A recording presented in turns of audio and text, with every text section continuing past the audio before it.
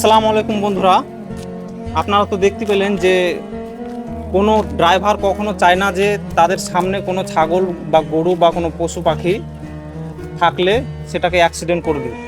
কিন্তু আমরা অনেক ক্ষেত্রে দেখতে পাই কি যে হঠাৎ করে কোনো পশু সাইড থেকে বাম বা ডান দিক থেকে কোনো বা সামনে যদি পড়ে যায়, তাহলে ড্রাইভার ওটাকে বাঁচার চেষ্টা করে। কিন্তু আশেপাশে চায়ের দোকান বা বিভিন্ন দিক থেকে অনেকেই ড্রাইভারের উপর আক্রমণ করে বা ড্রাইভারের সমস্ত দোষ হয়ে থাকে। তো এটা হচ্ছে একেবারে অমানবিক কাজ। তো এই রাস্তাটা কিসের জন্য? রাস্তাটা হচ্ছে গাড়ি চালার জন্য। এই গাড়ি চালাতে চালাতে যদি কোনো ড্রাইভার হঠাৎ করে কোনো কিছু অ্যাক্সিডেন্ট করেই দেয়, তাহলে সেক্ষেত্রে ড্রাইভারেরই দোষ হয়ে থাকে।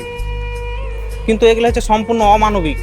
কেননা এই রাস্তাটা পশুপালনের জন্য নয়, এই রাস্তাটা গাড়ি চালানোর জন্য করা হয়ে থাকে। তো এই যে অমানবিক কাজ, এই অমানবিক কাজগুলি করবেন না। সব সময় ড্রাইভারের সচেতন হওয়া দরকার। প্লাস এবং যারা পশুপালন করবেন নিজের জমি বা স্থানে পশুপালন করে থাকবেন। আসসালামু আলাইকুম।